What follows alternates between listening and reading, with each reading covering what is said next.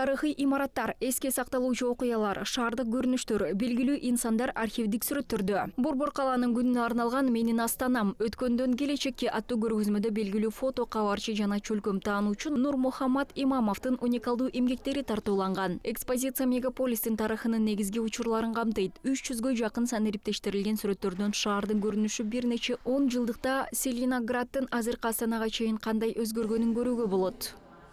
Фотовыставка дает возможность проследить историю развития нашей столицы. Фотосүрөт көргөзмөсү борборубуздун өнүгүү тарыхын байкоого мүмкүнчүлүк берет. Нурмухаммад Имамовдун фотолору жөн гана сүрөттөр эмес. Бул анын терең билими жана туулуп өскөн жерине болгон чын ыхластуу сүйүүсү аркылуу тартылган Астананын жандуу тарыхы. Бул көргөзмө Астананы сүйгөн ар бир адам үчүн чыныгы белек. Ал сонун кадрлардан рахат алууга гана эмес, баарыбыз бирге кандай жолду басып өткөнүбүз жөнүндө ойлонууга да мүмкүндүк берет. Красными кадрами, но и задуматься о том, какой путь мы прошли все вместе.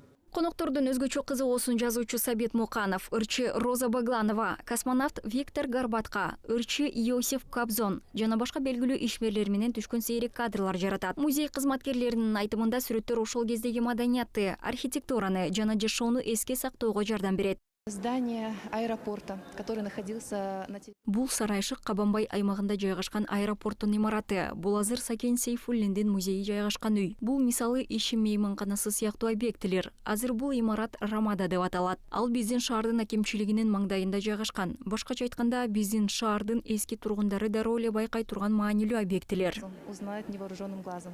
Көргөзмөнүн демилгечиси фотосүрөт чеберинин уулу Ринат Имамов болду. Эми анын пландарында атасынын 100 жылдык мааракесине карата өзүнчө тематикалык экспозиция уюштуруу бар. Фото көргөзмө бардык каалоочулар үчүн башоона айынын 10-уна чейин ачык болот.